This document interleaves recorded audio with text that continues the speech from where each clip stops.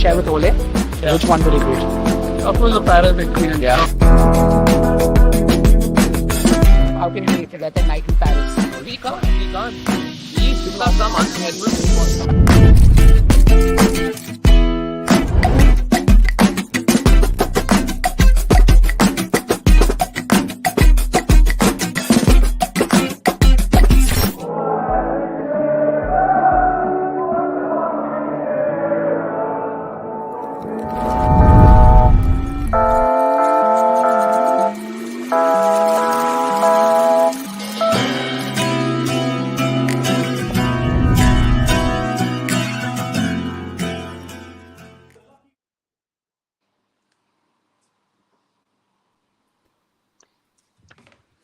Good morning, good afternoon and good evening to everyone watching wherever you are in the world, and welcome to the magnificent 24/7 special podcast with regarding where we'll be touching upon the most recent and the very first visit of Ole Gunnar Solskjaer. What a legend, his first visit to India.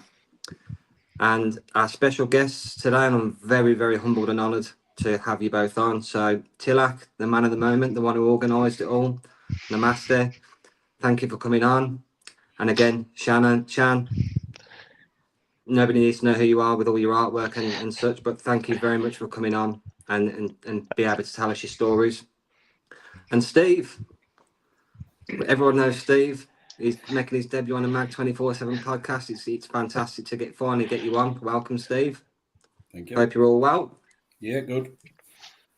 And as usual, the usual suspects, my team, my panel. I've got Killian, my co-host Dazza, and as always, Benno. How are you all? Very good, thank you, mate. Very good. Good. Oh, good. Buzzing, bro. Oh, good. So this is a bit of a special one for us because it's an exclusive. It's something we've been very much looking forward to since we got the invite to do this podcast with Tilak. And we'll touch upon more with Tilak very, very shortly with regards to the visit. But first and foremost, obviously, Man United is a club we all support, we all adore, we all make sacrifices to support the club in any way, in different ways and shapes and forms. Some of us go to games, we stay up late to watch games. There's different ways of supporting our fantastic club, no matter what your opinions are currently, it's still our football club. Man United have got a massive global fan base, and that's something that's unique to us, because a global fan base means that we are a big club. We're doing things right.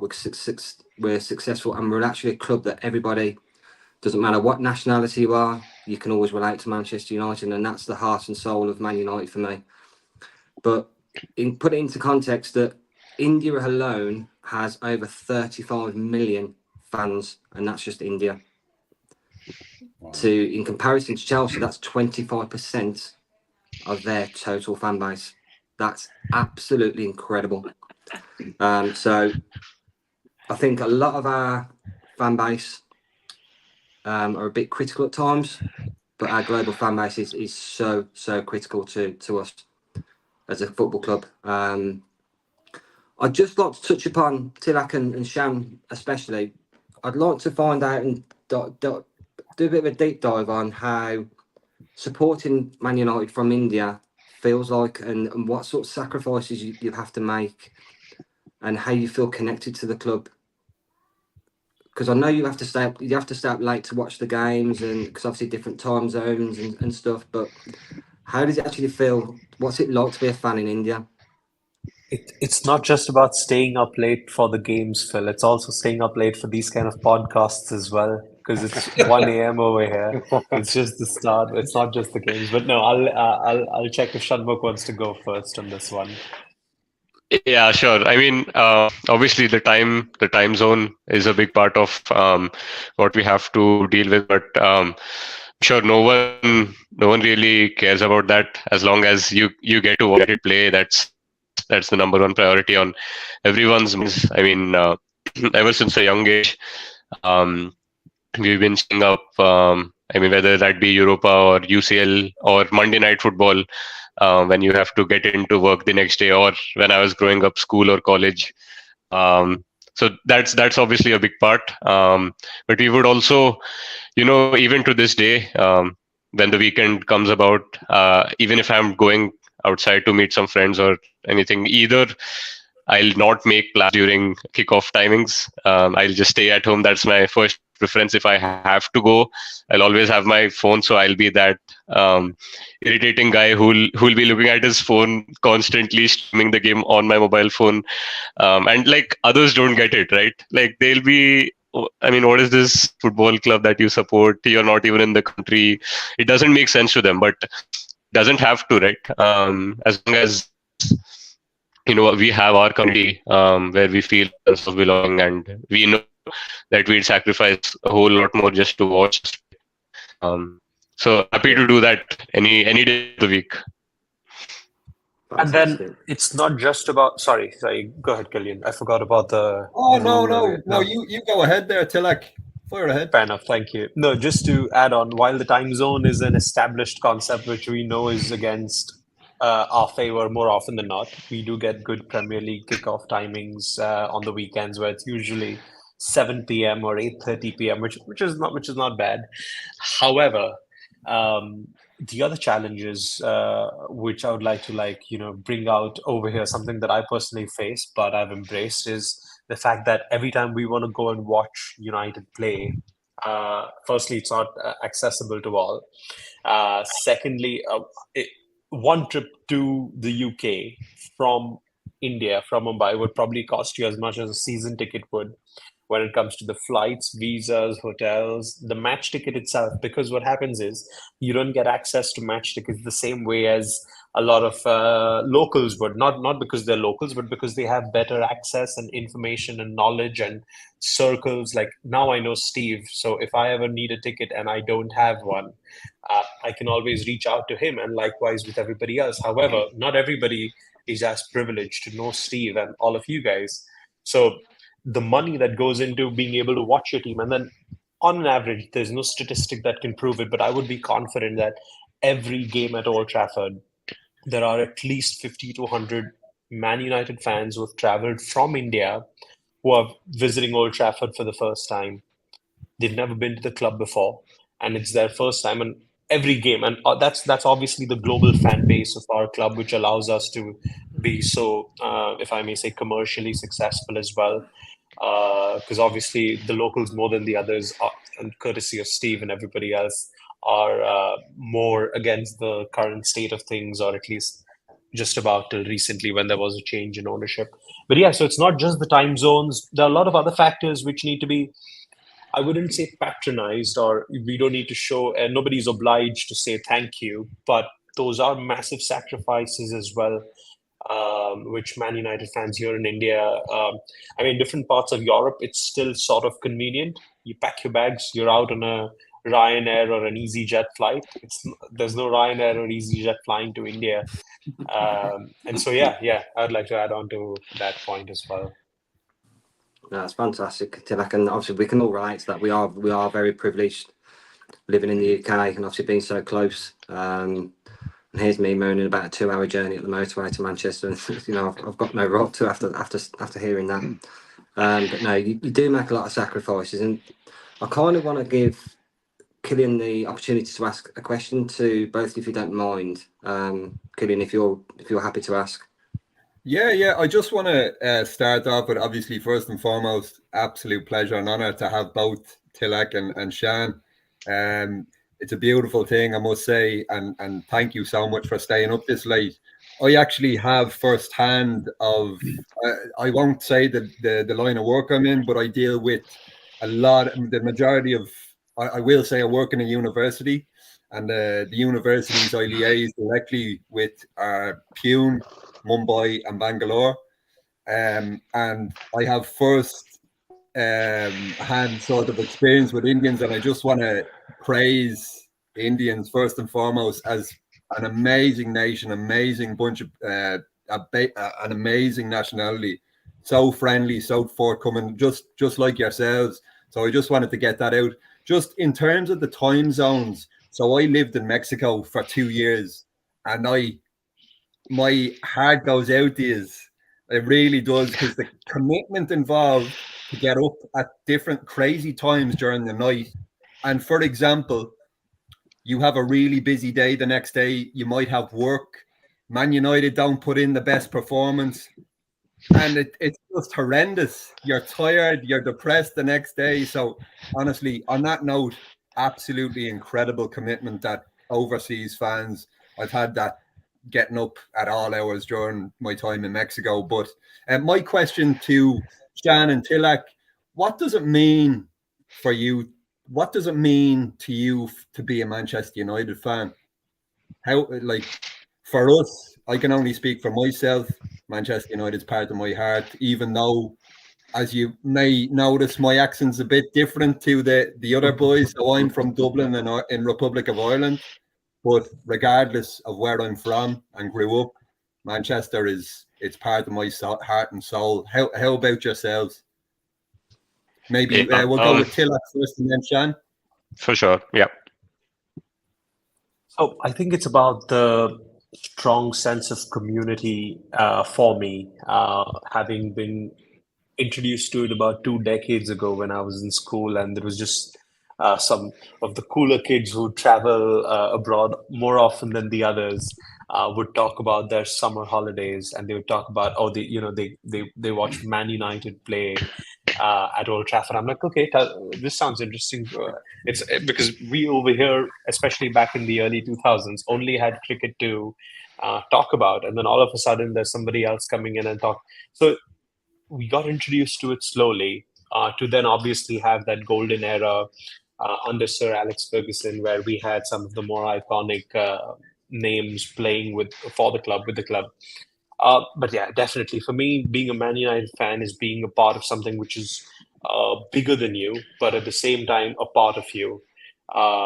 I have some of my closest friends. I mean, Steve and I know each other for a while now, but not long enough for me to tell him that, hey, I'm gonna invite you over to India, and we're gonna spend this weekend together, where it's just you, your boy Jake, Ole, and I. And well, that's how it is, because there's no reason why we shouldn't have that sort of camaraderie going between us, and then that also reflects in the stadium. And I take immense pride in the fact that I have a sort of a corner now in the TRA, at least for the last 7 or 8 games that I've attended, where I maybe, again, there's no like it's you or me better than you, but I'm pretty loud, and I take immense pride in the fact that there's something out there which is so far away from where I stay and where I have grown up, but at the same time I can still call that my home. To then be able to, we're going to come to that conversation later on, to try to bring it close the other way around, instead of me going to Old Trafford or me flying from Mumbai to Manchester, trying to fly down Manchester to Mumbai, which we'll talk about, I'm sure. But yeah, what do you think, Shanmugh? Yeah, no, that's the first thing that came to my mind as well. Kind of agreeing with what you said, the sense of community belonging, that we get. The whole reason we are all sitting together and chatting in this room is because we support the one club that we love, right? And it's just not here, but we are like Man United. Obviously, is such a massive club. It's easy to find United fans. City that you go to. So, I mean, no matter, even if I move cities, like growing up, I switch schools, go to cities, university, work. I always find United fans that I can gel with. It's like meeting a person from your city or country, say in another country. So instantly you have because you have the same context about the last decade or 2 decades. So you're instantly on the same page, and you form a bond that lasts for like lifetimes. So that's a super integral part of why I love supporting Man United. And at this point, it's become a constant in my life. Obviously, people you grow up, but there's only a few things that remain with you for your life. That's what Manchester United has been for me, is for me, and will continue to be that way day to day. So that's the joy I find in supporting Man United, and I think that will be there forever.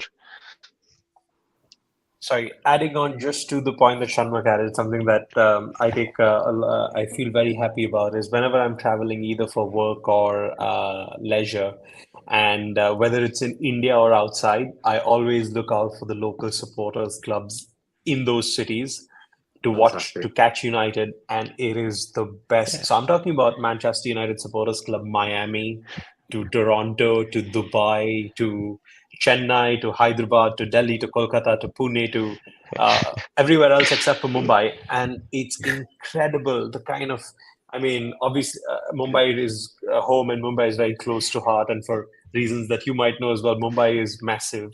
But watching United play Liverpool at kickoff in 2000 at breakfast for kickoff in 2016 in January in Miami. I mean, I don't think there's. I'll probably be Crazy. streaming or Crazy. searching for links online or something like that. But here I am at a restaurant at 9 a.m. of having some pints with some people who I've never met before and having the time of my life as United beat Brilliant. Liverpool. That So yeah, sounds I incredible. think that's something that we should all be like collectively super proud about. Yeah, and I think some of the commitments that you've outlined, both of you there, I think a lot of people don't get that. They don't see that. I think they're very blind to it. And it's kind of, I'm not saying it discredits international supporters, but it kind of gets that feeling where it's like, because I live in this country, I do more sort of thing.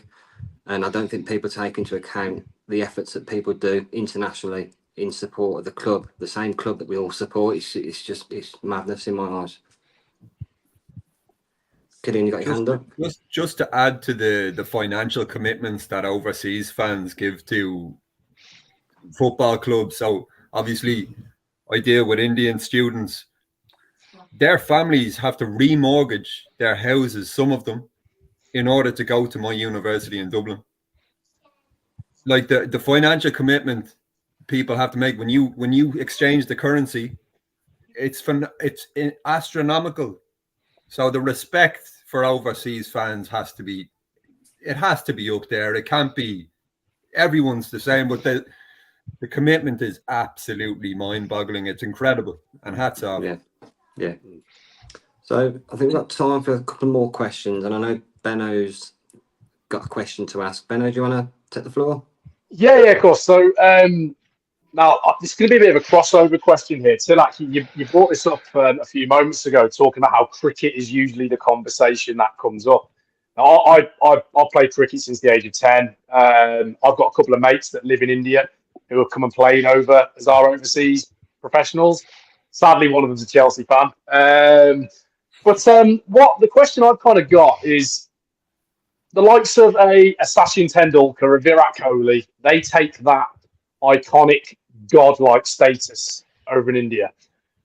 What Man United player, past or present, kind of takes that role when it comes to the Indian community? And obviously, this goes to both of you. Who is your kind of iconic Man United player, and what are your fondest memories of that said individual? I think if you're restricting the question only to Man United players who, past or present, who have godlike status, while it might be a slightly cliched answer, I think we all know the answer. It is Cristiano Ronaldo. We have cities down south in India, in Kerala, and we have in West Bengal, in Kolkata as well, not just south, where they have murals and they have buildings and walls, and they have the most astonishing of symbols showing their love for players. Of course, and the next name that would have come up, as Shivang also said, is David Beckham. They all epitomize what Man United means on a global level, so far away, 5,000 miles away from Manchester. And that's not restricted just to that. The craze for football in India is massive. During the World Cup, when Argentina was playing, I think in the final, and Messi has a massive following in India specifically, And he doesn't play for Man United, but obviously there are at least a million load of fans who are proactively devoting their lives and tattoos and monies and priorities to these people. It is cricket absolutely, but Yeah. football's catching on pretty quickly, and what I'm trying to do is in similar realms of it. And yeah, Shanmugh, I'll come to my favorite player, but I think Shanmugh before that. Yeah, no, absolutely. Well said, Tilaka. Agreed with whatever you have to say. I was actually in Kerala. That's one place that is Kerala and Kolkata are super. There are insanely crazy fans of football over there. So I had gone to Kerala in November of 22, right just before the World Cup, and I was traveling in buses, and they would have flags of Brazil, Argentina, Portugal. Like it looked like a football It's crazy. infested Yeah. city. All everywhere I could see like towering posters of Messi and Ronaldo.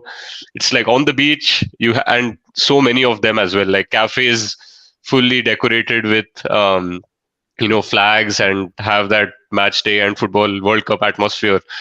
So yeah, I mean, it's definitely growing, and especially in some of these cities. So coming to your question, Ben, so I actually started um, following United religiously just about more than a decade ago now. I wish I was born earlier to see the good times that you all probably have seen. But so the time I started following United, it was coming close to the end of Sir Alex's era.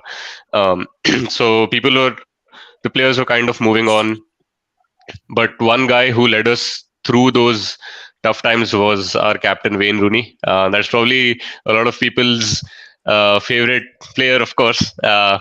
And it's obviously difficult to choose one player from United. Like if you look at the past, we have like the Cantonas, Keanes, Beckhams, etc. But who I personally grew up watching, it would be Wayne Rooney, because he was part of the previous era as well, and then he carried it on, and you could see he was a true example of what it meant to be a Manchester United player, especially for the new ones coming in into the team. Like he gave it his all. Like even though he was growing older, he was in his 30s, but he wouldn't stop running.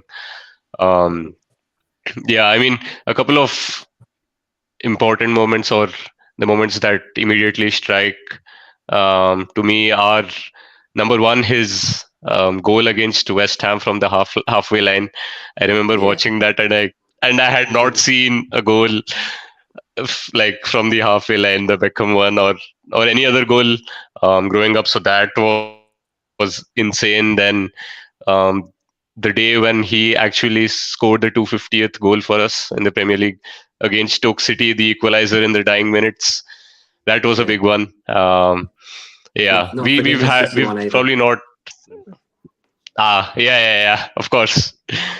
So I mean, so over the past decade or so, we've not been super lucky to have things going our way, but there have been moments like these which kind of stick out to me, and yeah, that's what I liked about him.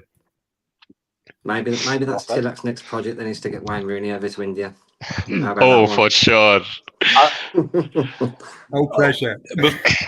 Before Shanmugh said that, goes without saying that that guy wore his heart on his sleeve. Yeah. I think apart from that one blip, which is notable, at least in my memory, where his contract renewal conversations went a bit ugly. Yeah, okay, we don't talk about it. And put those things aside, he was the biggest name in world football at that time. To then be able to, win, or rather Sir Alex to win over him. I don't know how it went, but apart from that, each time he was out there, there was no bullshit. There was no BS. There was no. There was just focus. There was dedication. There was respect for the club. Not some of the stuff that we see today, at least from an outsider perspective. Of course, that's not like everybody's not like that anymore. Wayne Rooney is Manchester United, leading the club through some very tough times as well, post Sir Alex. giving it his all. And I'm not saying no to potentially do that, to potentially bring him to. It's not easy. I don't think we've started discussing Ollie's tour just yet, but it's taken an absolute toll on several fronts, which I don't even think this may be a right platform about, but it's not easy. These stores are notoriously known for not working out on several levels, one including commercially. Steve knows a bit about that with my tour, as far as my tour is concerned. But yeah, I mean, we're trying to change that, and obviously, when Wayne Rooney, that's a big name, but we'll come to that later. But yeah. Well, he's unemployed at the moment, so I'm sure he's got a bit of free time if you can sort something out for him. But no, wish you all the best on that one. And yeah, no, great answers. Appreciate it. Thank you. Cheers, Benno. We've just got one more question. I'm going to throw it over to Daz with this one. Dazza, far away. Yeah, boys. So I'm a bit of a nerdy Man United fan. I geek out on Man United, and I take real interest in what made you fall in love with Man United. I'm interested to know. I'm even interested to know with Steve, what made you fall in love with Man United? Like for myself, it was family. It was passed down for generations. We went to Old Trafford. I'm a Salford boy. Moved to Glasgow when I was a little bit older, but we used to go to Old Trafford. Generational stuff, you know. And I'm interested to know the three of you, what made you fall in love with Man United, especially in India, because in the last 10 or 15 years, the Premier League's exploded. And there's factions everywhere. So you've got lots to choose from, especially when the Premier League, you know, Chelsea have been really successful, City have been really successful latterly, although they're probably going to go to the titles taken off them. And it's just what made you fall in love with our club. Because it's our club, Tilak, Sham, Steve, Benno, all of us, it's our club. And I'm interested as a brother of my club, what made you fall in love with our club? And that's to the three of you. Yeah, I'll jump in there, Daz. For me, it was quite simple. There wasn't an option. It was a family thing, and you either support Man United or move out. And being 7 years old, I didn't think moving out was quite the option at the time. So, but you know, I mean, I'm probably the granddad of the room here, sort of, and you know, listening to you guys when you started following, etc., and all the glory you've seen under Fergie, you know, for me, I started going to games quite regularly under Ron Atkinson, and you know, you want to talk about shite football, you know, the irony of when we used to always look on the bright side of life was a song we kind of sang to ourselves, being sarcastic, because you know you certainly came away a win. We was always a good cup team. Yeah. Until you know that's what them were the memories we had. FA Cup games. My first memory of understanding what it meant to my dad was 77 when we beat Leeds in the semi-final, and then stopped Liverpool winning the treble in the final. And you know, I was I was 8 years old. And, you know, just looking at my dad in bewilderment, like, you know, you're in tears, Dad. Are you happy or sad? You know, and it took a while for me to really get that. And I think what happens then is that that love becomes infectious.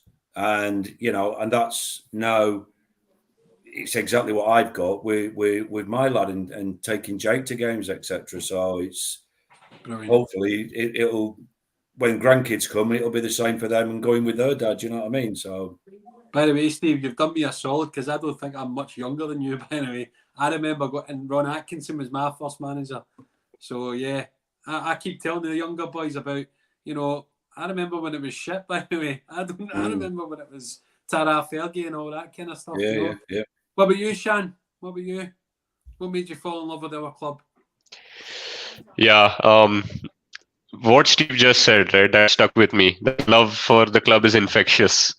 Growing up, so I grew up in Mumbai, actually. I moved to Bangalore just 3 years ago. But so I grew up in Mumbai in a society complex where you had a bunch of kids my age, growing up watching football, playing all sports, and I used to hang around friends who were of my elder brother's age, so they used to be 4 to 6 years elder to me, and all of them were, or most of them were United fans. So just being around them, hanging around with them, playing football, and then talking about football and talking about the club, you know, that's when even I got so into it, as you can say so. Um, and then you watch games like weekend after weekend, and then you get hooked it. And next thing you know, it's been like 5, 7 years, and you realize, oh my God, maybe I love this club. This club is for me. So that's how my journey started with Man United, and I'm glad I found the right set of people, and to hang around with, and then fall in love with this club. I think It also also, becomes an obsession, I think, doesn't it? I think just It is. going It's with an that as addiction well, at this point, honestly. Oh, 100%. But I think what happens as well is no matter what age you become a fan,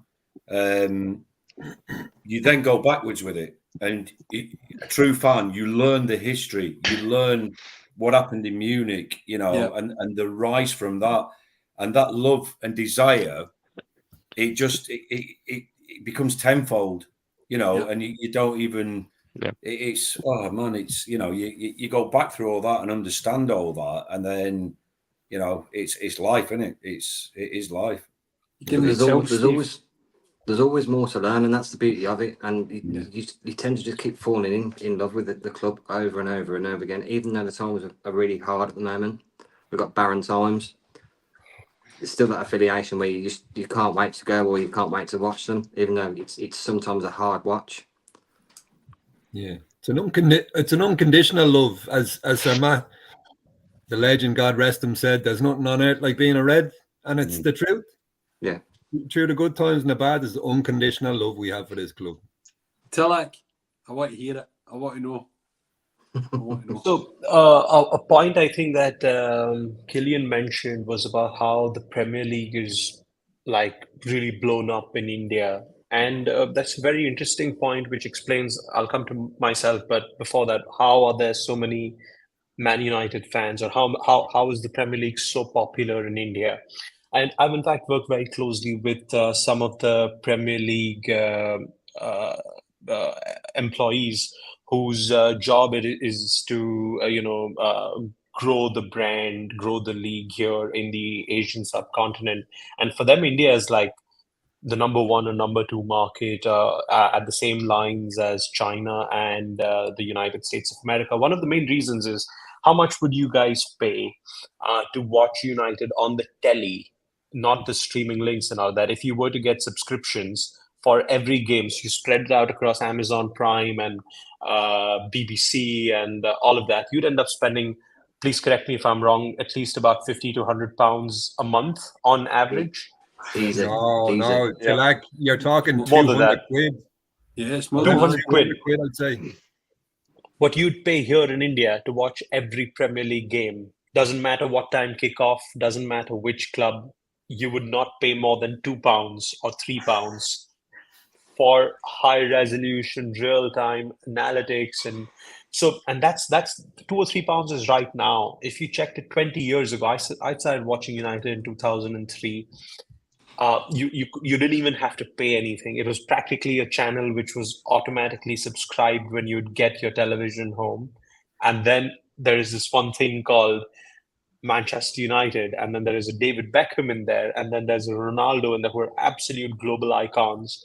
So coming to how has the league penetrated so well in India amongst the masses, right? If the minute we bump it up to even £100 for a month, things are going to change drastically. There is a market for it, the one that I'm trying to target through these kind of events that we did with Ali, but it would change drastically. And for me, it started off as some of my closer friends who used to watch the club, and I'm like, okay, this is the school that I grew up in. For all my life, I stayed at the same school.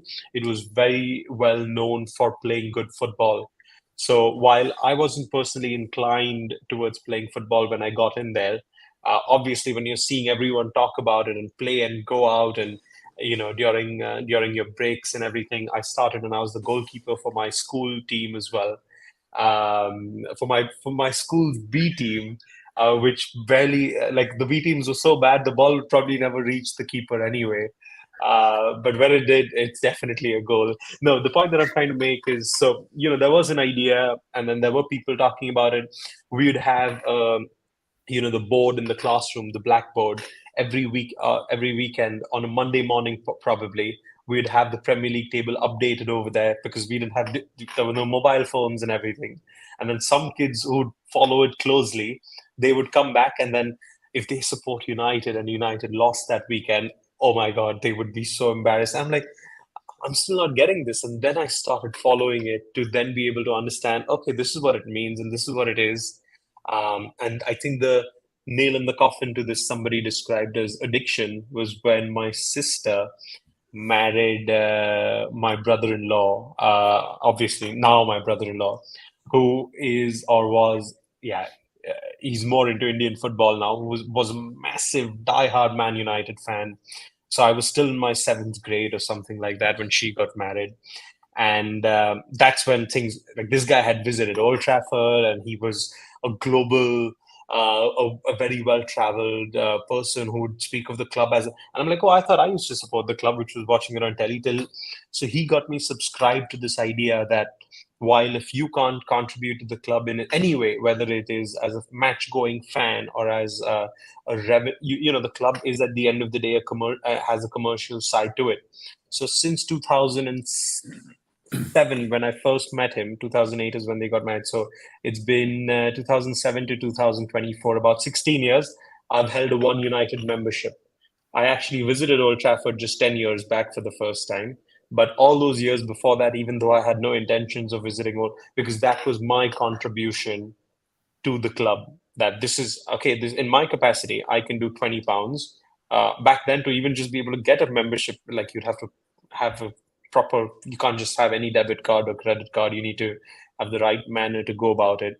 I think it wasn't even called One United membership back then. It was something else. But so it started off as a thing where, okay, let me learn more, to then being, to following it a bit closely. And then as Steve said, you want to learn about the club. It doesn't matter where you hop on.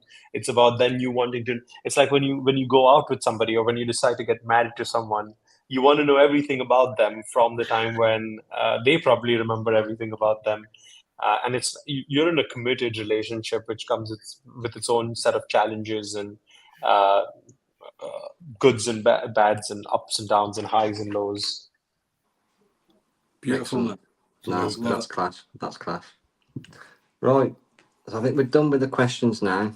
I think we get to the juicy part. Obviously, Tilak, Steve, and obviously Shan, you're all involved. I just kind of want to just get a feel for how this Ole visit came about, and let's to put it into context. It's his first time in India, and it was an amazing feat to pull off. And the footage and the photos we've all seen online, it looked absolutely crazy. So we just kind of want to get a feel as to how did it come about, how did it feel to be there and experience it. Obviously, Steve representing the UK fan base, and what it was like to get a feel for our overseas fan base, the culture of India, and obviously the vibrant colours you obviously see over there, and the food, and just the craziness of the fans, the passion that they show. And Shan, it's your artwork for me. You've obviously got to present it to Ole, so I kind of want to touch on an all round between the three of you, how you thought the Ole visit went and how you feel about it now, and you touch upon your experiences if you don't mind.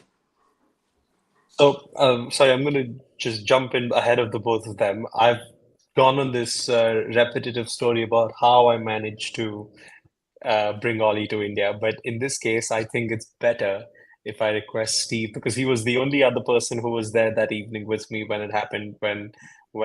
Steve, do you want to tell us about? To be honest, I want to remember it from somebody else's perspective as well. I've not heard it from you.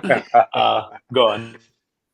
Yeah, so and talk about the power of social media here. This is it's quite trippy. So I think we'd met at a couple of games prior to that. We'd met actually at a protest. Was it Nottingham Forest, and it was absolutely lashing it down. I think it was Liverpool. It was Liverpool. Could have been. Anyway, so I posted on just something on Twitter that I was going to this event, the Ole in the UK. So basically, what Tilak put on over there, the equivalent over in England, and Tilak just sent me a message. You know, they because they're not cheap evenings, and you know, is it worth it? Do you think I should? And I was like, I said, Tilak, if you ever do anything in your life, you have to go to one of these kind of shows. I'd done the Eric Cantona one a couple of years prior to that. And so anyway, they moving on. And I think it was it Wolves played the day after? So with tickets for that. So it was like a nice reunion for us. So we met for a drink beforehand. We get in there, and then we've got the meet and greet with Ole. So I've literally just gone, pleased to meet you, Ole. There's my 1999 Champions League shirt. He put a squiggle on it. And then Tilak's turn comes. Bearing in mind, there's probably 60, 70 people behind us. And so Tilak's like, he does the niceties. And then, Ole, you need to come to India. And being quite persistent with it, to the point where Ole was like, yeah, okay, well, you know, speak to Des. But I literally had to drag Tilak away so somebody else could have a chance of speaking to him. But his enthusiasm and his determination, and I think that might have, as the evening progressed and what Tilak experienced, I can just imagine knowing him well enough that his head is going, I am doing this. I am doing this, and it's going to happen. And then, probably about 8 months later, he contacted me, and he's like, Steve, I have got something to tell you. And I was like, all right, okay. I thought, you're coming over to another game or something? Great. Well, I'd meet up again. No, he said, I've done it. We've got Ole to India. And I'm like, what the, it was unbelievable. To Look at the beaming smile on his face. Absolutely incredible. And that's the God's honest truth with how it all, how that seed was planted. But I was saying to the guys before you came up, to like how you did what you did in 3 cities over 3 days is an absolute, hats off to you, pal. I know it took a lot out of you, but believe me, the amount of people who've had a life-changing experience, because I mean, correct me if I'm wrong, it's not just Ole's first time. There's certainly never been a Man United player gone over. Has there any big sports stars ever been over there and done something like this? Massive ones. David Beckham was here just 2 months before Ole was here. However, they were never there, and not that it was wrong of them or anything, but they were never there in the capacity to especially be there for the fans. David Beckham is the ambassador for all the good work that happens at UNICEF, and he was here for their work in India. He was in Ahmedabad one day, and the next day he was at a cricket match, and then he was out. Wayne Rooney was here the year before that for the FIFA World Cup. He was here on the broadcasters team, interacted with a few fans at the airport. Maybe if they got lucky, there was no official meetup. Obviously, some of the local supporters clubs managed to get in touch with him. But he wasn't here for the fans. Patrice Evra was here last week or 2 weeks ago, again on a sponsor visit. There's nothing wrong with it. Don't get me wrong. However, where do the fans get a chance in something like this? The club is what it is because of the players and because of the fans. And what's happening over here right now, and it's a bit unfortunate, but that's just the way it works, especially with a club like ours, which is such a global phenomenon, where it is important to take care of the sponsors and their requirements and their responsibilities. But yeah, Steve, you're absolutely right. Ole was the first one to come down in this capacity. to purely be there for the fans. Of course, again, there were contracts in place and there were big numbers in place and 3 cities and ticketing and hotels and venues and sponsors and flights and visas and jerseys and certificates of authenticity and I mean, I Incredible. have more white hair than my Incredible. father does. Yeah, these last 8 months have it's been very challenging, but And you know, as I as told well, all you, sorry to like, just to, so you understand the enormity of all this is even the last game we went to was the Wigan game, I think. Yeah. We went to the Wigan game. We bumped into Phil as well. Yeah. Phil. Yeah. Well, I saw you standing on them seats, Tilak, don't worry.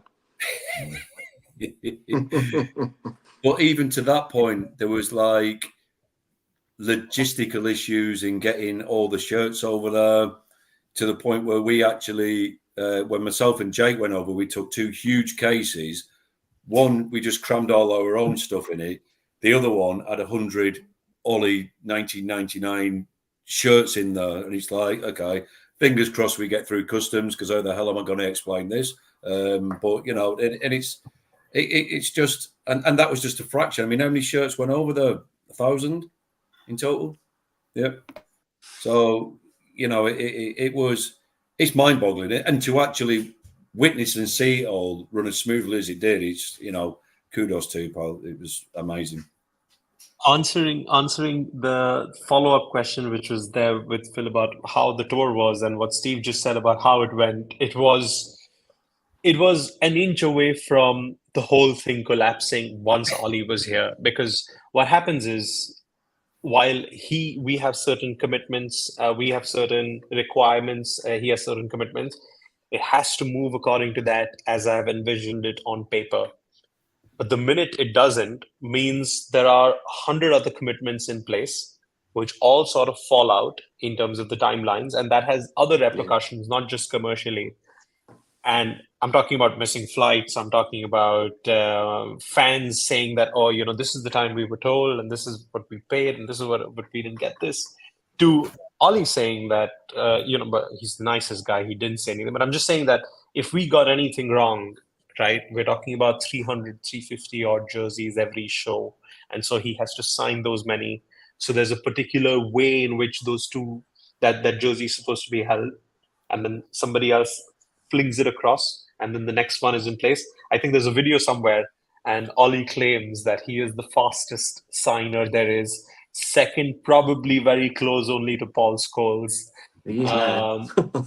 Yeah, he is now for sure. So what Steve is saying, so on average, how our day went like was the first morning, let's assume these gentlemen flew in at about 4 a.m. Ollie and his friend flew in at about 9 a.m. in Bangalore. By the time you get out of the airport, the fans and interactions, and then you take the car into the city center, it's about 12 noon at the hotel. Ollie gets 4 hours to, obviously get some rest, get a meal in, room service, get some sleep. At 4 o'clock, he starts with his press commitments and all of that, and then fan interactions and influencer interactions. At 4 o'clock, he comes in to sign as well. So all of us have to have all of those things in place. 5 o'clock, the platinum ticket holders come in and there's a meet and greet. They all get exclusive time with him like they would never have otherwise gotten. Whether it's even being in the hospitality seats at Old Trafford, you'd still not get that kind of time with that kind of a person. To then get a picture with him. And then, the entire itinerary would end by around 10 p.m., 10:30 p.m., which we'll probably discuss. And then when he heads back to the room, all of us have, at least my team and I, have a lot of wrapping up to do. And then the next morning, breakfast is sent to their rooms at 6 a.m. And then we go again. We leave for the airport at 6:30. We're there for a 9 a.m. flight, reach the airport at 11. Fans over there, and then we repeat the whole thing 3 times back to back. I'm just glad it went off the way it did. Obviously, I wanted to keep in mind that Ollie doesn't feel too exhausted or tired or maybe even just flummoxed at the end of it, because there's so much happening, and he knows that the fans are coming from a good place where they love him. But at the same time, if it gets too much, yeah, over to you, Killian. I just wanted to hop in really quick because unfortunately I have family commitments, so I have to shoot off. But first and foremost, absolute pleasure to meet you for the first time, Tilak, and same goes for yourself, my brother Shan. Just wanted to congratulate you on such an incredible feat, and as just to leave you with this quote, as the man himself said, Ollie, mountains are made to be climbed, aren't they? Tilak, you nailed it. So congrats, all respect and love, and well done. Massive. Gentlemen, I'll see you soon. Dylan. Take care. God bless. Take care, bud. Great to meet you, Okay, Kilo. buddy. See you. All love. Right, so I kind of want to know what Ollie's like as a person and what it was like to actually meet him. Tilak, I know you probably got a more and Steve obviously as well, they've got a more one-to-one time with him, but Shan got to meet one of his idols, and he not only got to meet him, he got to present his artwork. Now, if you don't know Shan, he's very modest about his artwork, but he shouldn't be.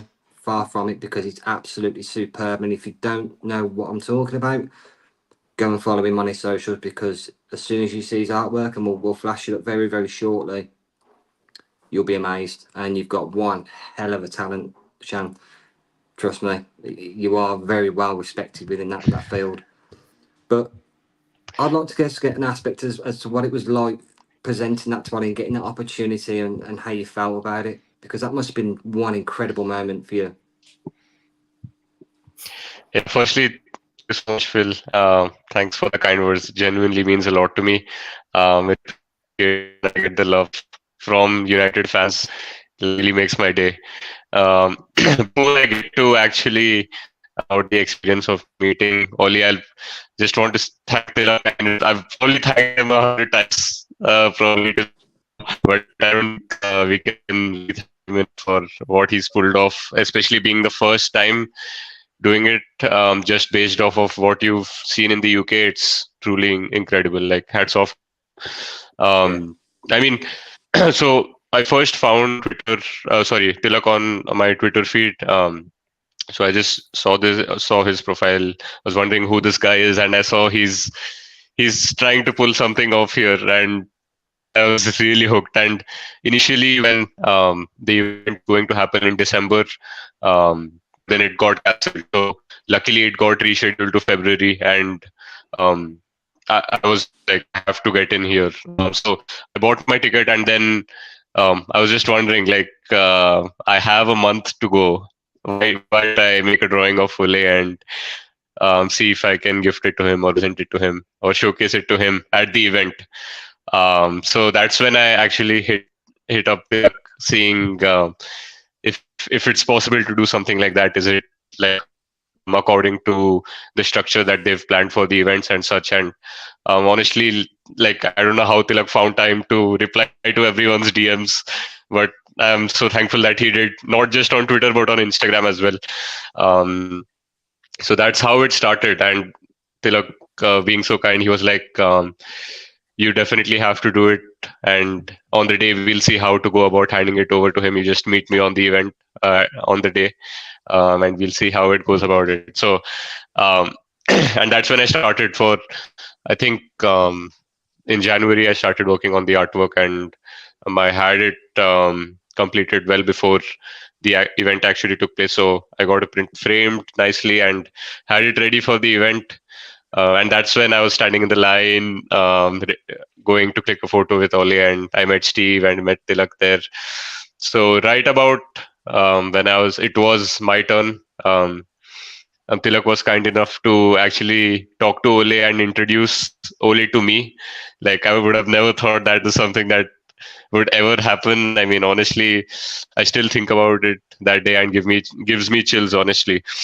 So he told Ole that apparently he had already told Ole that he has a few surprises lined up, and that's when he introduced me to Ole. And yeah, I've got a clip of the entire thing, thanks to a couple of friends who who were kind enough to record me Yeah, so showing him the artwork. that, if you don't mind, Shan, that clip we've actually got and would like to play if Yeah, you don't mind. Is that okay? So of for the course. viewers that Yeah, haven't absolutely. seen this, it's an incredible moment. So yeah, we're going to play that video for you now, so you can get a kind of a snapshot as to how it went and how it felt.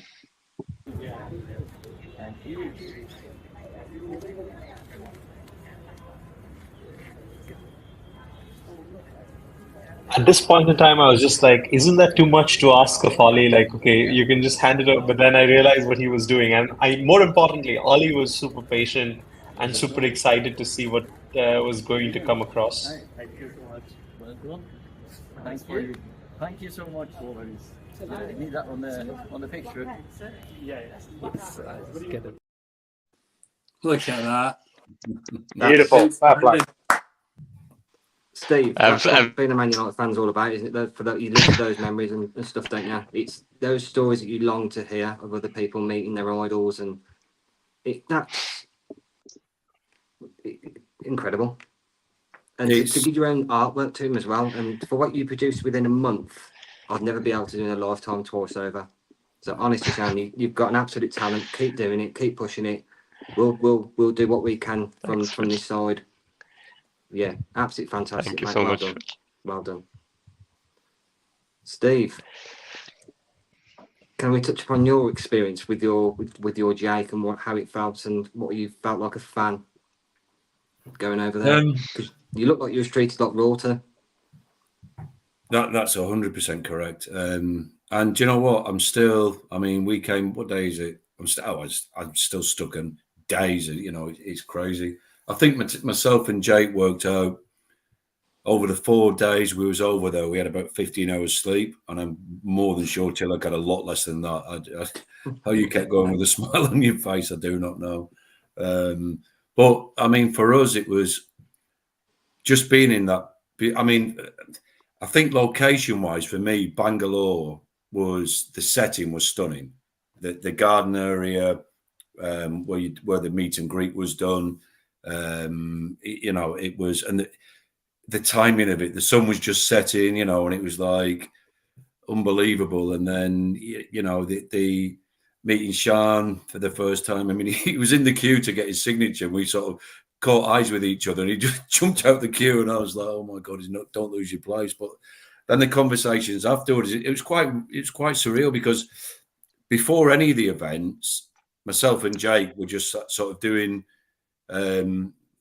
what we needed to, and then, but it was only after, because nobody obviously knew who he was, apart from the odd one or two, and then it was only after the event when we'd done our little bit, and initially we was quite nervous. We'd never done anything like that, certainly live in front of a big audience, but the reaction during our chat, but more so after the chat, where we've just got people thanking us, and it was like, wow, us just chatting away about Man United and everything we love.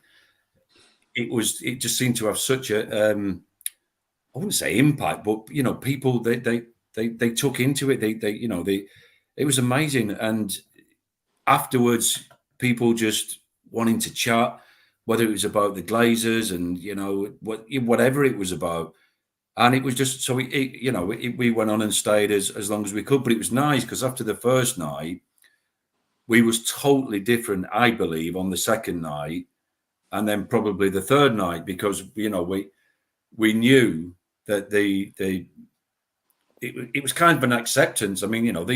These people who's paid a hell of a lot of money to be there could have had, in the back of my mind, it could have been like, who the hell are these two idiots type of thing. But it was so far from that. It was just amazing. And then Bangalore, Mumbai for me was probably the craziest night.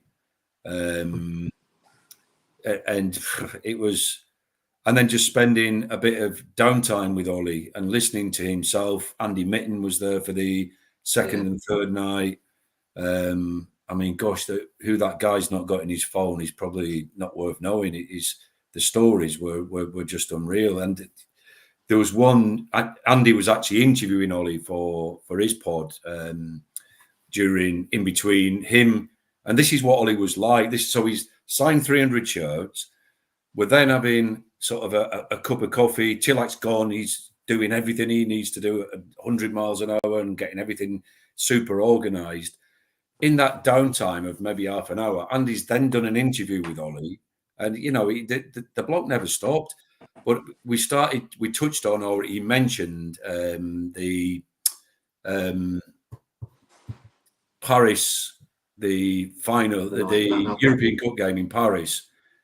And after he'd done the interview, Ollie just pulls his phone out and says, look at this. He's scrolling through all his stuff. And he shows us a video that he took in the dressing room with the players actually celebrating and going bananas. You've got Eric Bailly, he's just stood on the physio table, kicking all pizza boxes everywhere. And it was, he was just so, didn't have any issues sharing stuff. It was amazing. And it's, the catering that was put on, the food, everything was just absolute top notch. Again, I've said it a million times to that, but hats off to you, buddy, because it was absolutely amazing. I'm not jealous in the slightest. That's amazing 3 times to do that in 3 different cities, 3 different teams, 3 complete different setups. Just mind blowing. It's incredible, because when you break it down to such, even you were discussing earlier with regards to even down to the finer details, it sounds like a lot of work goes in to these type of events, and to take on not 1 city but 2, then 3. You must have at some point thought, what have I done? What have I got myself into? Not at some point, but at multiple points, because you're supposed to sell tickets in all those 3 cities, and obviously Man United fans were everywhere. But at the same time, an event like this, usually the precedence is set with the likes of I Love United events that come down, which is done by the club. It's a free screening. You come down, the broadcasters are there, sponsors are there. But fans can walk into the park, literally walk into the park, and that's it. You're at a Man United event. And then all of a sudden, somebody else is coming over to you and telling you that, okay, this event's going to cost you starting from £100 and going up to £400 in, of course, local currency. And then there's a lot of apprehension. There are a lot of challenges. There are a lot of obstacles. And a majority of stuff like this functions or survives or thrives only on the basis of ticketing revenue. So, 3 cities, I don't know if I would, suppose if I had to do this all over again, I wouldn't pick 3 cities, because it took a toll. Eventually, on the last day, I had sort of given up on what can happen on ground. Whatever might happen, I'll wing it. I'm the one who does the interview with Ollie at the end of the night, the unfiltered, unscripted interview, which is the highlight. Up until that time, I'll wing it, whatever comes up. But somehow my team's dedication, the support from everyone else, Steve and Jake and Andy and Des and Ole, of course, what Steve mentioned about, he said no, not once. In fact, I eventually realized that he's not going to say no to anybody, and that I am his custodian, or it's my responsibility to make sure that he doesn't feel at the end of the day or at the end of the tour that, okay, hang on a minute, that was too much. And I remember having this beautiful conversation with him in his hotel room in Delhi, which was the last night. And I asked him that, hey, how was the tour? Like, it's three days now. We've been together almost round the clock. How was it? And I broke down because mentally, I didn't know I had it in me to be able to do this. Because when I started off, I'm like, oh yeah, sure, I can do this. And I've always been what some others might call delusional. I've always been very optimistic about things in life, like being a United fan these days. I was like, oh yeah, I can do this. I can do 3 cities. I can bring down Ole Gunnar Solskjaer to India for an event that's never happened before. And while all of that has happened, it has definitely taken a toll. And so when I was chatting with Ollie that night, and he told me that it couldn't have gone any better. My friend Jim and I were so happy, we're so grateful. He mentioned quite openly in one of the interviews with the press where he just said that we're here to come to visit a country, a part of the world which we've never been here before. It's just an adventure for us. And then while that was his starting point, and not in a bad way, of course, in a way that I'm going to witness something new, till the end where it was a lot more emotional, where he's like, thank you for looking after us. Same. And I wanted to make this like a statement. I do not, unfortunately, again, it's nothing against anyone in specific. I do not like the light in which India is portrayed for so many events that happen over here. Where, say, for example, again, nobody can be offended by it, but Evra was here 2 weeks ago, and all you see in his social media content, all that you see in his posts is stuff which is India, but that's not only what is in India. There is a lot more to offer, which somehow does not encapsulate, or maybe it's just that idea where you want to capture something which is different from your countries, but that's not the case. And so, yeah, that was the vision, to be able to do that. And so when Ollie said what he did that night, I think in a total of this entire duration of this tour, I cried, and not that I cry otherwise too often, but I do at times, I guess. I cried 3 times. Number one was when in Bangalore on the first night, we had a sand artist. I think, or I have a, you know what? We're gonna play a video right now. Can I do that? We can, right? Like from my phone. No need of sharing the screen or anything. Is that okay? I can't. Like a 30-second video. Do you You can think hold we it up can? if you hold it up to this. If you Oh hold it to the yeah, I can screen, do you can that. see it from Yeah. there. So this was my first. It's actually special because Andy just sent this video to me earlier this evening, and this is the interview that Steve was speaking about. So I'm gonna play the audio. Just one moment. Can you guys hear it as of now? Briefly. Yeah, just about. Yeah, Just yeah. about. Okay. Yep. Perfect.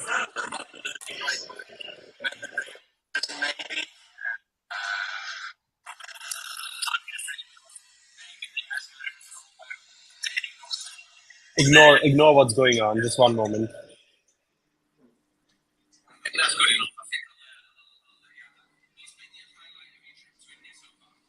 We can't actually hear it very well, or I can't, buddy. No, Tilak, do you want to? Fair enough. I can mention that. So anyway, this is what the video is like. Yeah, they both are chatting, and Andy asks him, what's been how's the tour been so far? And Ollie speaks about so many things, and one of the things he speaks about is the sand artist. So we had a sand artist in real time in sand with sand portraying Ollie's life, not just at Man United, but from the time he was born. And in my head, the time when I started working on this event, which was 8 months ago, okay, at 7 p.m., the sand artist comes on. This is what we kickstart the show with. And I would have said that a million times to sponsors, venues, ticket holders, PR, everybody. And then when he actually came on for the first time at 7 p.m. in Bangalore, and when the video started, and I, of course, knew what was going to happen, but Ollie was right next to me. And I don't think it's right for me to say, but he almost had a tear. And it was such an emotional moment because he didn't come to India with any sort of expectations of being met with this. He just thought it's going to be fans, interactions, interviews, and you're out. That was number one. Seeing him that way, I lost because I remember I've done this as a fan. I've not done this as a promoter. Yeah. Because of which it had so much more on the line for me. The second time was when we walked out of the airport in Mumbai. I think you guys, everybody's seen that. That was right out of Stratford End. That was right out of the TRA. And the last one was the third night in Delhi. So I've actually cried every day of the tour in a way, if you're going to see. The last one was in Delhi. And we had an incredible moment. Again, it wasn't something that he needed to tell me. He could have just said, yeah, thank you so much. And that was the end of it. But I don't know if you can see, at least I'm all teared up, teary-eyed. Anyway, so You've got so incredible many memories now. human. Steve, you've got memories for a lifetime that will last, obviously, and Jake as well, and Shan. It's such an amazing story how it came about, and what you've got now. You'll never lose.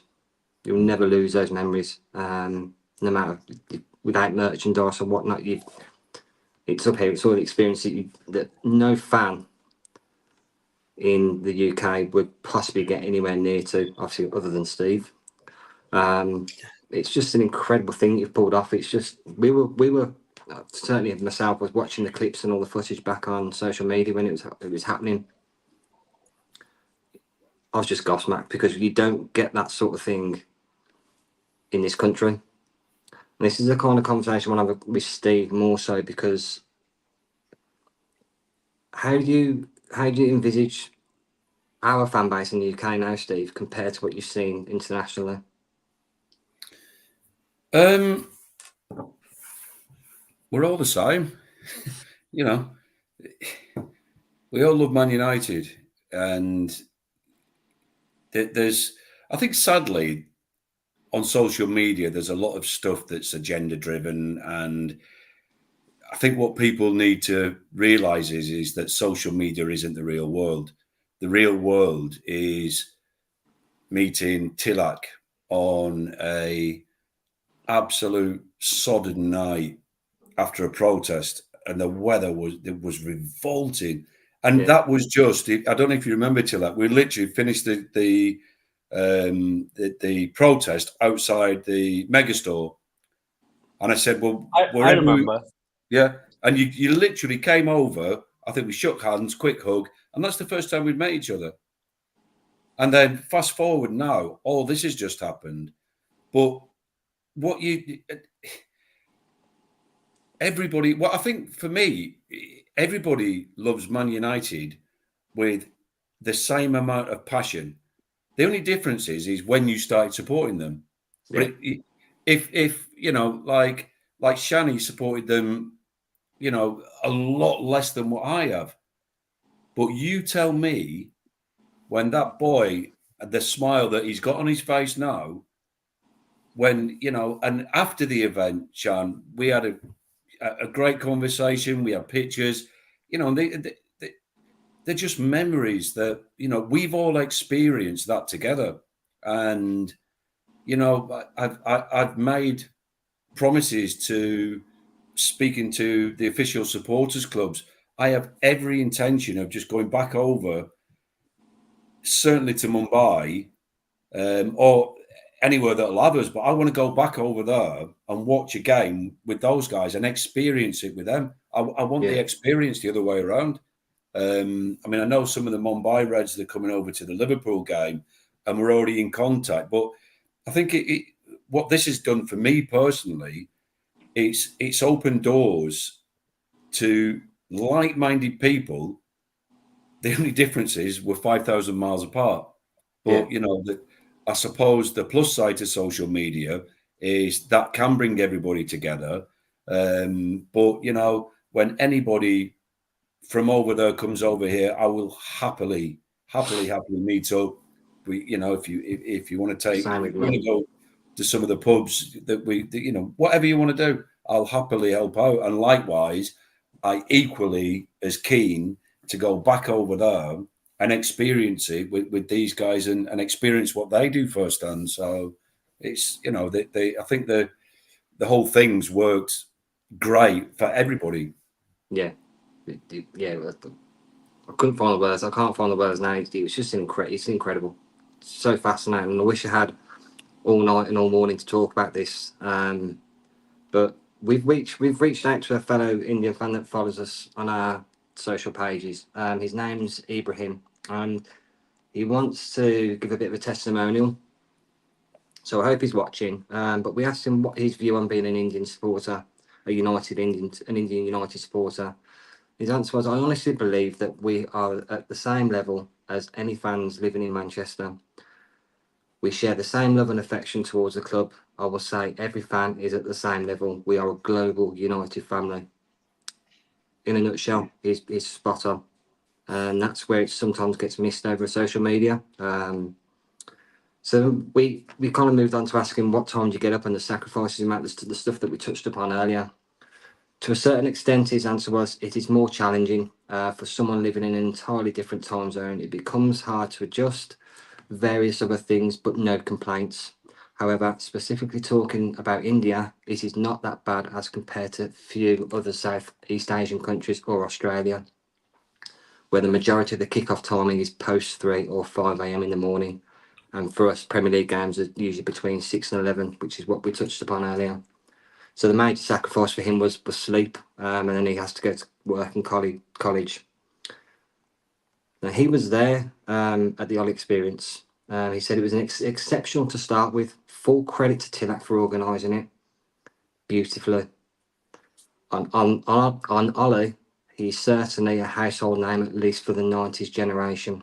United in general has a large fan base here, thanks to Ferguson's Red Army and the aura it had during the Ruud van Nistelrooy, Beckham, Scholes eras and the Ronaldo eras. Despite the performance in the last decade or so, the fan base keeps on growing.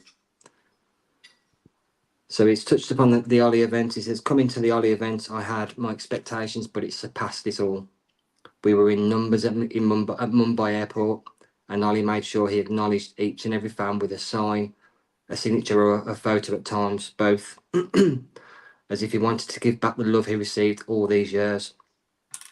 It was refreshing and overwhelming to see at the same time. I think we all had tears or two, considering our hero lived up to the expectation. We will never forget it. Even during the main events, he was having the conversation with as many fans as possible, meaningfully, and not just for the sake of it. Yeah. Tilak, you're my hero. You've made people's dreams come true. This is the 4th time I might cry in the last 5 days now, thanks to you guys. I don't. Again, as I said, sorry, go on. Yeah, no, that's I don't mean to sound offensive here, but I just don't think you understand the magnitude of what you've achieved fully. I probably don't. You're right. Yeah, I probably don't. Not yet. Maybe I do soon. Hopefully, I do soon enough. Yeah. I've just It's got one lovely to hear question, fans' Phil. views of it as well, like such as that people actually went, and I'm quite jealous I didn't actually get to go. But next time, buddy. Next time. You just stole my line, Phil. Like, I just want to know, when can we go to Bangalore? Like, I've watched the videos. I told Tilak this before. I've watched the videos, man. Steve, when are we going? Sign me up. Sign me up. I'll tell you one thing. If nothing else, other than Ole, probably some of the most entertaining parts of the whole journey was the taxi drives from the airport to the hotel. Like, oh my God, absolute carnage. But in a funny kind of way. And even, the taxi driver we had from it was the Mumbai, when we got to Mumbai, it was every street, every corner. We was getting a load. We was getting a guided tour while we was going. The guy didn't even need to. There was no need. And that, from my experience being in India, that is what Indian people are great for. They're so humble and just welcoming. It was kind of, it took me aback. Even from a personal point of view, the way myself and Jake got welcomed were relatively unknown to the majority of people, though. But the respect and appreciation for us just waffling on for 10, 15 minutes went down like, it was amazing, absolutely amazing. And then for me, and I'm not taking the limelight away from Tilak here, but the people of India, the audiences, the people at the airports, that's what made it for me. Now I'm sort of coming back down to earth. These are the memories that are going to stick in my mind. I mean, coming out at Mumbai, it was like, I'm not joking, it was like the scenes at a Beatles concert. Do you know what I mean? There was it was chaos. And I was just like, what the actual life, I was going, because we didn't witness it at Bangalore because we arrived 5 hours early and it was probably more important for us to try and catch a couple of hours sleep. But it was. Then when we got to Mumbai, it was like, what? But even the organisation there, you know, they had all the security fencing. Ollie was one side, the fans were the other. He just went down the row, and you know, as everybody said, I think if Tilak hadn't wound him in, he'd probably still be there now signing autographs, because he would not have stopped, would he? He absolutely wouldn't. But yeah, it was absolutely, well, it's just magical, absolutely magical. And because Ollie was that nice to everyone, to all the fans, he was the good cop. I had to be the bad cop, and not out of any other reason, because we had like a timeline to keep up with. But yeah, no, sorry.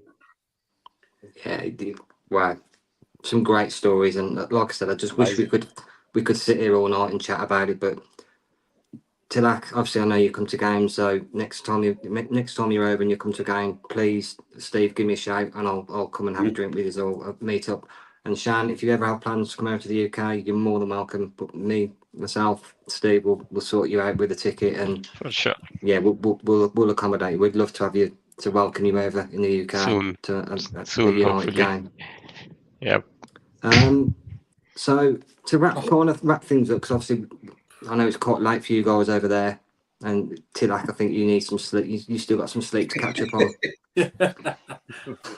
We from the Mag 24/7, we want to run a kind of competition for our Indian followers and the viewers tonight, where Benno will explain it. But you've got an opportunity to win a signed shirt from this. Not a signed shirt, sorry. We're not as good as Tilak. But Benno, over to you. Yeah, you can win a home shirt and personalised with any name and number that you like. So Benno, over to you. Yeah, cool. So the idea of this one is, again, we know kind of the cricket link over in India as well. So I'm going to go when the slide comes up, so I can actually read the question out fully. And basically, it's something for some of you guys to have a think about. And like I say, being with a chance of winning. Anyone that wants to get involved, please drop a comment, and we'll give you the choice. So, which former Man United player does this quote relate to from England cricketing legend Andrew Freddie Flintoff? I played junior cricket with said player. He was a year older than me, and he was a cricketing genius. If that lad would have carried on playing cricket, he could have been England's Ricky Ponting or Sachin Tendulkar. He was that good. He got offered a contract for £2,500 a year to play for Lancashire, but instead chose Manchester United. And we've narrowed it down, give a bit of multiple choice for you. So you've got A, Gary Neville, B, Nicky Butt, or C, Phil Neville. This is open to everybody. Drop your answer in the comments, and we'll pick a winner at random. And good luck to everyone that gets involved. We'll announce that tomorrow morning, UK time, and then we'll arrange that shirt to be posted out to you with any printing on the back, whatever you choose. So get your comments in. You've got a chance to win a shirt here. But I think we've heard some brilliant stories tonight from Tilak especially, and Shan with his experience meeting Ollie in the overall event, and Steve being the UK representative. Tilak, such an amazing event. Well done. Can't wait for the next one, but have a little break beforehand. And thank you so much for coming onto the podcast and telling your stories, because we are really honoured to have you on today. Yeah. My pleasure, gentlemen. Thank you so much for having us. And whenever the next show is, I'm already excited for it. It's a bit scary as well. I am a bit tired, but we didn't get this far to only get this far. So whenever that might be, it'll be exciting. It'll be well worth the wait. Thank you. Fantastic. The Mag tour to Mumbai sounds good, baby. It sounds good. Yeah. It sounds good to me. I'm saying, who's stopping us? We can do something around this for sure. I'm confident. Let's do it. Let's see. I am confident we want to do another tour. ideally this year, but let's see how this 1 month goes for me personally. But if not, definitely 2025. And I want to maintain that level and that league that I'm trying to set up over here, where it is Ole Gunnar Solskjaer or people who are, what's the right way to say it? People who are read through and through. Or what Steve mentioned, Ole is actually a fan first. He's a Yes. Man United fan in the very first place. Then he was a player, and then he was a manager, and then he was somebody who came down to India. But what he was first was, and that's what allows us to, really create conversations and experiences around the visit. Fingers crossed. I'm sure whenever we announce the next tour in India, I hope you guys, but everyone else in the UK, in India, is more excited and more eager in anticipation of what we want to. We're changing things up over here. It's never happened before in India. Maybe it might happen after this, if not with me. But as far as it keeps happening, it doesn't matter if it's me or somebody else. If it's Sean as well, that's fine. As far as we keep doing it, because Indian Manchester United fans deserve this. Absolutely. Yeah, Keep doing what you're doing. Keep doing what we're doing. Absolutely fantastic. But on that note, I think it's time we wrap this up and obviously let the Indian boys go back to bed or go to get some well-deserved sleep if they can shut their eyes without dreaming. But honestly, thank you. It's been an honour to host you all. I've been your host, Phil. Thank you to Shan, Steve, and Tilak, and obviously my panel, Daza and Benno. It's been an absolute honour and a pleasure. Good night. God bless. Thank you all. Thank you all. Good to see you. Have a nice day. Thank you. Bye-bye. Thank you.